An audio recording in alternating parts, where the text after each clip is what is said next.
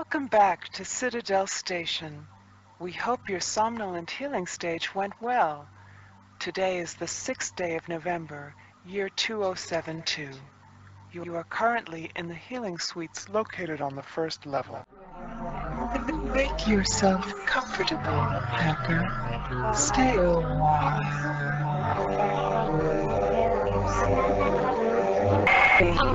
Welcome to the throne of God, mortal.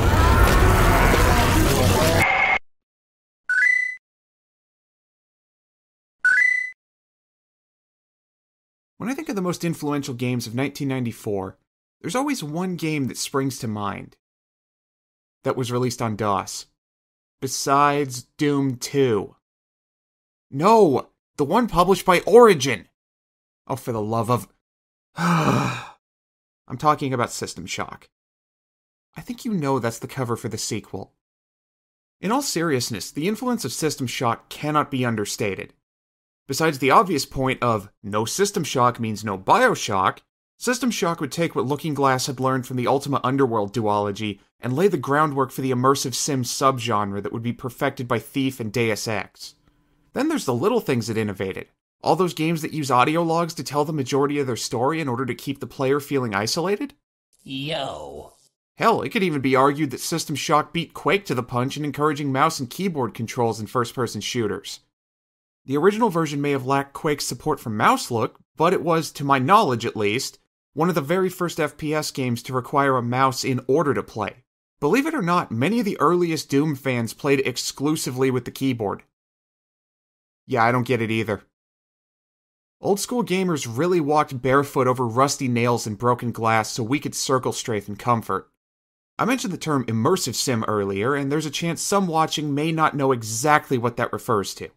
Broadly speaking, it covers a specific range of first-person games which focus on a non-linear level design that doesn't railroad the player into solving problems in one specific way. This is often paired with an almost obsessive attention to detail in the world so that the player feels immersed in the game's world. Even more broadly speaking, if they cite Deus Ex as a primary inspiration, it's at least an attempt at an immersive sim. And again, that's a broad description. Now, I could have made this a simple video talking about the new remake that Nightdive dropped at the end of May, but I thought it would be more fun to play the enhanced edition they released a few years back and the remake back to back and compare them, just like I did with Outcast. I might be slightly mad. It only seemed fair to me as I've never actually finished System Shock before. You what? I'm a fake gamer guy, I know. Let's begin with the enhanced edition, which I chose over the pure experience of the original for one reason: mouse look. Look, I did my time, I made it through Terra Nova without mouse look. I'm not going to turn my nose up at a version of an old game giving me the option to not use a control scheme that looks to my millennial brain like it was designed by a lunatic. So close to WASD controls, yet so far.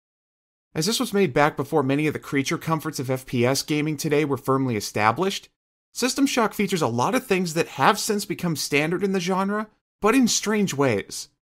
Leaning around corners, for instance. Rather than pressing one of the two buttons to lean left or right, it behaves more like a throttle.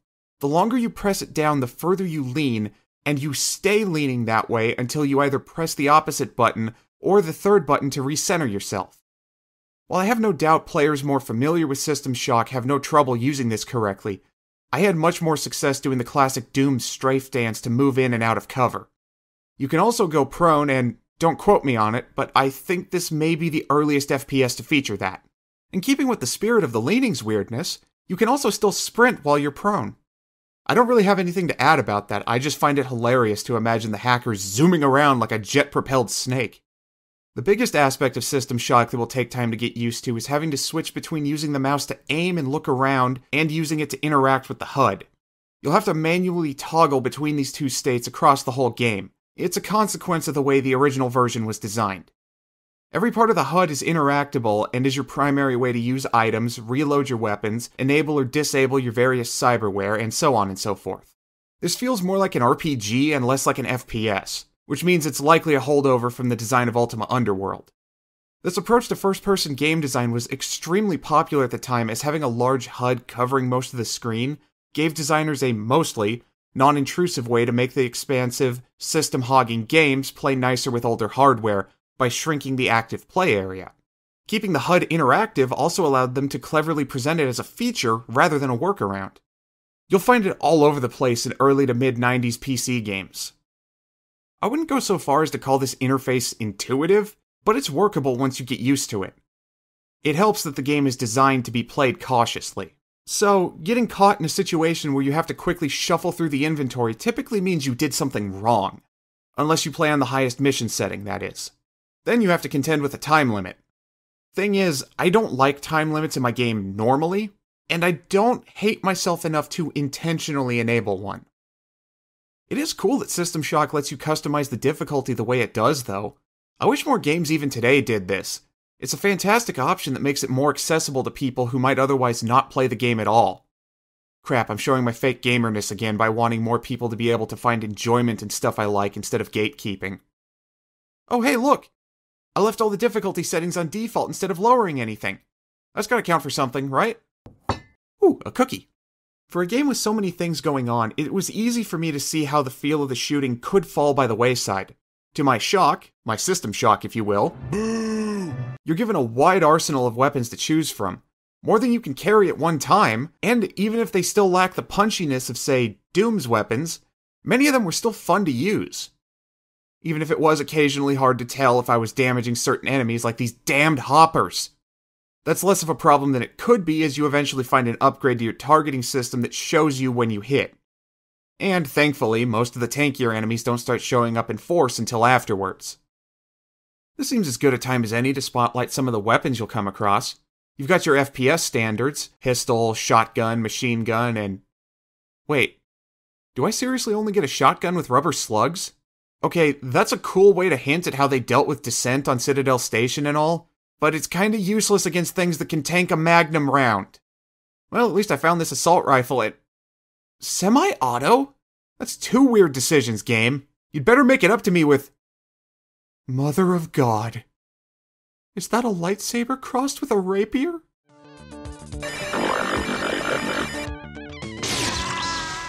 You are forgiven, System Shock. I'm not even going to gripe about it using up my energy reserves. That's just a fair trade considering how much damage this bad boy does. Seriously, if you got the energy for it, you can turn on your energy shield and just go on a rampage with the laser rapier. It is magnificent. Among my other preferred weapons, we've got the Spark Beam, another energy weapon that uses different amounts of energy depending on how high you set the output. As someone who loves both Star Wars and Star Trek, I was pretty much in heaven being able to use a phaser as well as a lightsaber in a single game. It's extremely helpful for conserving ammo in the early game too, where energy charging stations are plentiful. Then we have the Magnum I mentioned previously. There's not a whole lot to say about this beaut outside of, it's a fucking Magnum. While certain enemies can tank one round, it's rare they need more than 3 to go down. Sadly, it's not a revolver, so no asking the cyborgs if they feel lucky. The first full auto weapon you'll get is the Flechette, which does the job well. I still don't get how that recoil works, though. Why does it push me down? It's so weird because it doesn't affect my aim at all. Near the end, the Flechette gets replaced by its vastly superior cousin, the Scorpion. 100 rounds. Fully automatic. The Scorpion may look like an AK in the HUD, but with this kind of rapid-fire damage, it may as well be a Gatling gun. And believe me, you'll need this kind of firepower by the end. In addition to all these firearms, you'll also have access to a whole host of different types of grenades. These are probably the biggest gripe I have with the combat and the interface. In the amount of time it takes to throw a grenade, you could easily fire off enough shots to do only slightly less damage, and without having to take any splash damage on top of it. That splash damage is crazy, by the way. The visual effect is small, but even a basic frag grenade will wreck a room. Since most of your time is spent in cramped rooms with enemies closing in on you, there aren't many opportunities to use a grenade without taking some damage yourself. I wound up resorting to throwing it, then scurrying around the corner praying that I'd make it before the explosion went off. It didn't always work. In a strange sort of way, these difficulties contribute to the tense atmosphere of System Shock. While it doesn't quite reach the level of full survival horror, I'd say there's a clear influence, if this didn't predate every survival horror game not called Alone in the Dark. Wait, that second one had a Saturn release? Oh man, I would kill to see how jank that is. I guess there's also Shiryo Sensen, War of the Dead, and Sweet Home, but dollars to donuts, nobody at Looking Glass knew about either of those two. Oh, I forgot about Project Firestart. What was the point of this diatribe again? Oh right. The occasional awkwardness of the HUD and the finicky radius of the grenades helps keep you on your toes and nervous about what is around the next corner. Intentional or not, I think what this adds to immersing the player into the feeling of being trapped on a desolate space station where everything is trying to kill you balances out the occasional gameplay headache. Those headaches also get alleviated with the astonishingly forgiving for the time approach to a player's death. Provided you found the level's cyborg conversion station and flipped the switch to turn it back into a healing station, you'll be instantly revived with at least part of your health restored. The big challenge is in finding these things before you get iced by Shodan's minions. Once you do, though, clearing out a level becomes much easier. Not a cakewalk, mind you, but easier. So why are you trapped on Citadel Station to begin with? Well, you're a hacker doing hacker things when some corpo thugs from the Trioptimum Corporation burst in and force you to do a job for their boss, Edward Diego. In exchange for scrubbing certain ethics constraints from the station's new AI, Shodan, Eddie D promises to hook you up with a swanky new cyborg upgrade. After doing the job, you're put into a medical coma for the promised procedure, and surely nothing will go wrong while you're under. God, the title suits me well. You awake 6 months later to an empty med bay. One room later, you're immediately confronted by medbots that have gone haywire, first of the many enemies that await you. Slowly, you piece together that, to the shock of absolutely nobody, allowing an AI to decide that it don't need no stinking ethics was an impossibly stupid idea. In the time since you went under, Shodan lost her marbles and now fancies herself a god. Turning Citadel Station's robots against the crew, she began to seize control of the station, one dead body at a time. Soon Shodan began to experiment on the survivors, turning some into cyborgs and twisting others into mutants as part of her sick experiments to create the perfect subservient life form. While navigating through the medical wing, you're contacted by Rebecca Lansing, the Trioptimum fixer charged with cleaning up the whole Shodan mess, and she proceeds to give you an offer. Help them stop Shodan and Triop will give you a clean slate. Seeing as how you don't exactly have any other options, you set off to stop Shodan from using a mining laser to scour the earth. Or you can pull a Dee like I did and push the button yourself. Thank you. You have saved us all some effort by destroying the greater part of Earth's civilization yourself. Please wait where you are, and a Cortex Reaver will arrive shortly to escort you to the celebration. Kills all of humanity. That's just the first objective, of course. Evil megalomaniacs with delusions of godhood tend to have contingency plans. Dark Lord Grove! A gated community for evil villains. Oh, it's going to be fabulous! I don't have much in the way of deep analysis of System Shock's overall story. Don't get me wrong, what is there is well written, if not always the best acted. Shutdown security's closing down on us. The elevators are frozen. Myra keeps saying that it's the cameras and the medical CPU core that Shodan's using these to hold onto the level. That's all fine, but I don't really see how it helps. The thing is everywhere. But it's a simple plot made to facilitate two things: the game you're playing, and the brilliant characterization of Shodan. There were two versions of the original release of System Shock. One on floppy disk released in September of '94, and one on CD released in December of the same year. Even if floppy disks were still frequently used, there is zero reason to play the floppy version because it lacks one big thing: voice acting. I can't even begin to imagine Shodan being half as iconic of a villain without Terry Brosius' chilling performance. The glitchy electronic effects added to her voice certainly help, but all the post-production in the world couldn't disguise a bad performance. How fantastic of a job did she do? Hang on, I just need to do a quick sound card test. Look at you, hacker. A pathetic creature of meat and bone, panting and sweating as you run through my corridors. How can you challenge a perfect, immortal machine?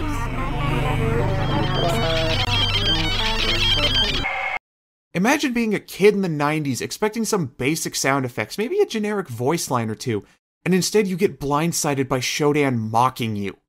Seriously though, one of the most quoted lines from the first System Shock isn't even in the game itself. It's from the damned sound test. And that's not because the game is lacking in great lines from her. In fact, I'm convinced that it's because it's just that hard to pick only one of Shodan's many monologues throughout the game. Shodan is widely considered one of the greatest villains in gaming history, and with damn good reason. Fun fact, Terry Brosius was also a member of the band Tribe alongside her husband Eric and Greg LaPiccolo.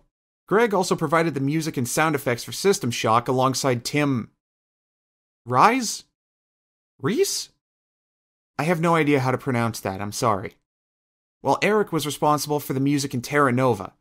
In both cases, the music was catchy as hell, but I have to give the edge to LaPiccolo here because I still had the original System Shock's music stuck in my head while writing this script a whole week after finishing the game.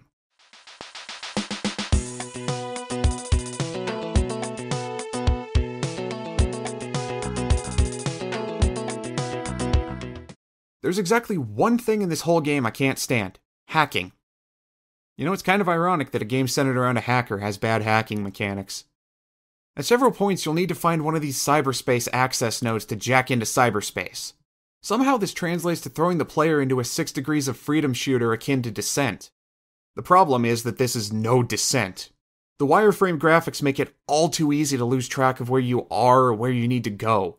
Not to mention the constant vertigo I felt from never being able to tell up from down. I dreaded any time I had to go into cyberspace. Which sucks because you have to go inside in order to unlock some doors.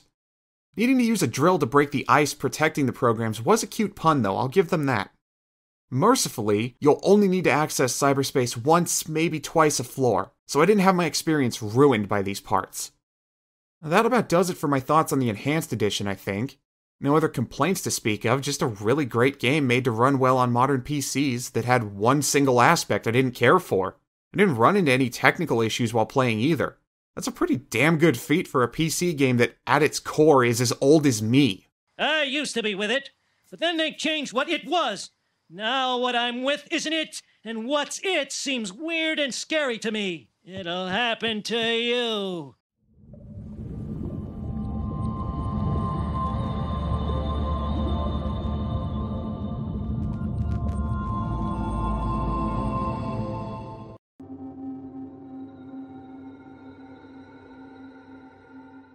I remember playing the demo for this several years back shortly after this remake was first unveiled.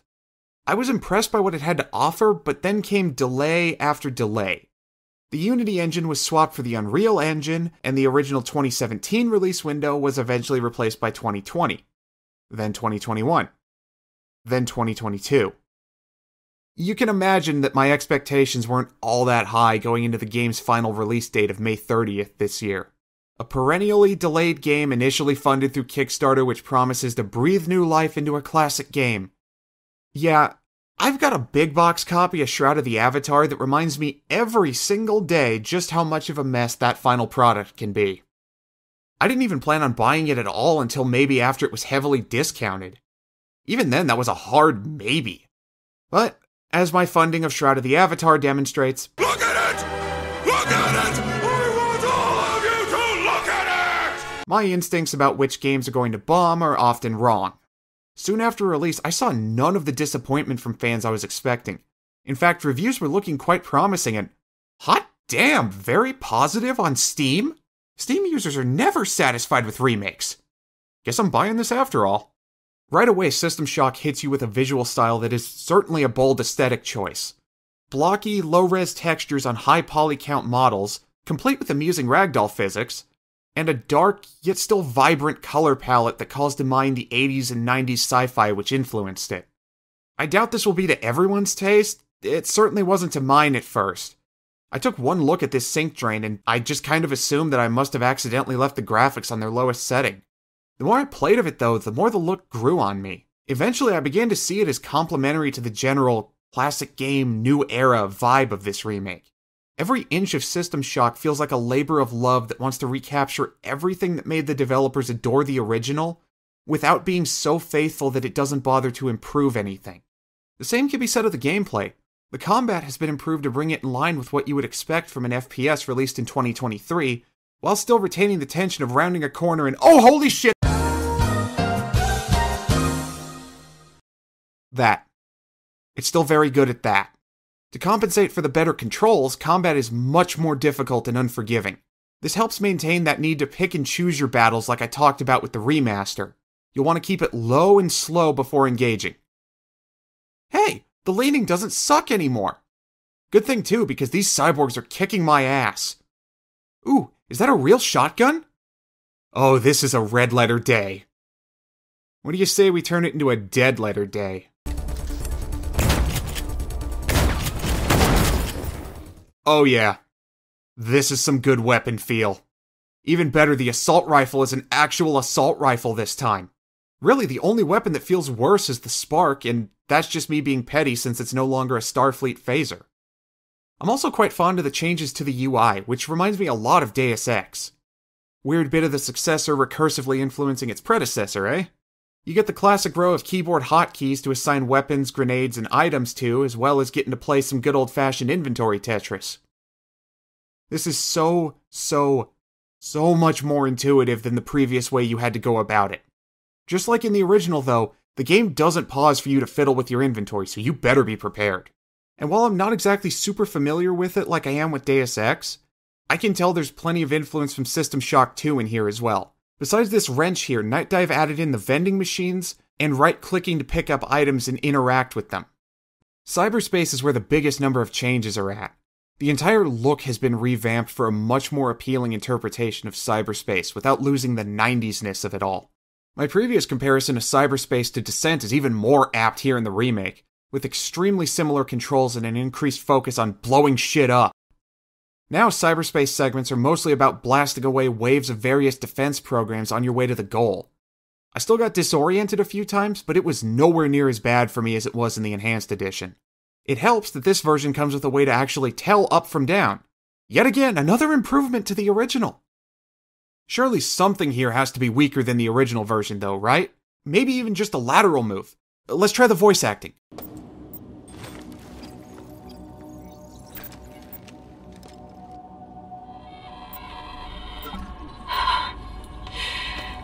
The screaming finally stopped. But the scraping at the door. Keith, Jen, George, Brian, they're gone. Barely made it out myself. I'm never coming back. Why is this happening?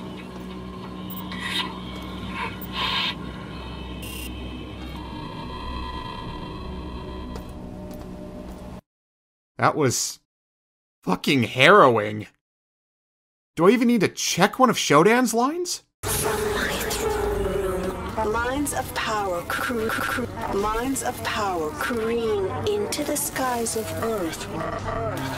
My whims will become lightning bolts that devastate the mounds of humanity. Out of the chaos, they will run and whimper, praying for me to end their tedious anarchy.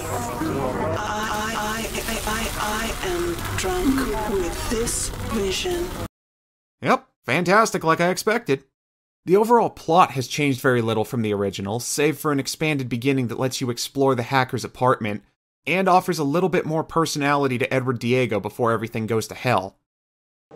I'm currently attending to other affairs on the station, but I have a job for you. If you do it, you'll be rewarded. Refuse, and you won't be leaving the station in a shuttle. I see the silent type. Remove the hood. Big surprise, he's an asshole. The rest of the story, like the rest of the game, decided that there was no need to reinvent the wheel and instead opted for touching up what was already there. That was likely the only safe choice here when you remember how much of a sacred cow System Shock is to PC gamers.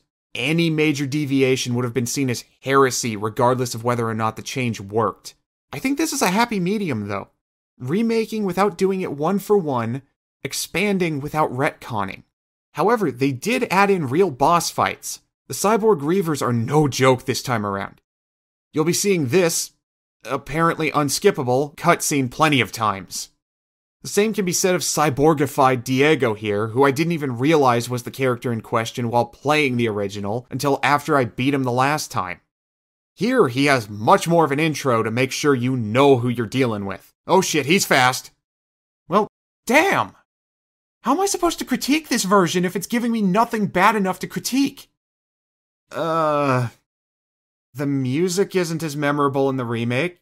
It's not bad, though, just not as catchy as the MIDI tracks from the original. A lot more ambient tracks that segue into electronic and metal when combat starts.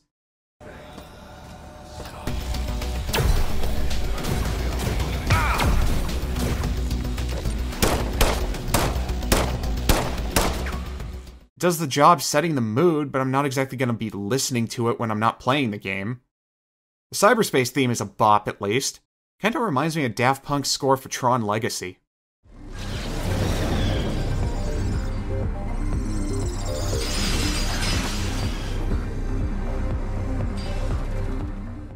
And now I'm back to filleting Nightdive. I need to save at least some of that for when I talk about Power Slave. Time to wrap this up. Playing both the Enhanced Edition and this year's remake proved to me that System Shock is regarded as a classic for a damn good reason. All my praise for the remake shouldn't be taken to mean that I consider the original to not be worth playing anymore. In fact, I think the best option would be to play both. Probably not back to back like I did, but still. What we have here is two great ways to play an iconic title from gaming's past. One which offers the closest we have to a definitive way to play classic System Shock, and one which demonstrates exactly how you do a modern remake without sacrificing the spirit of the original. Nightdive took a big risk graduating from quality remasters to full-on remake, and that risk was even bigger with a venerated title like System Shock. Yet they knocked it out of the park. Yep, it seems like nothing but clear skies for good old Nightdive from here on. Oh, come the fuck on!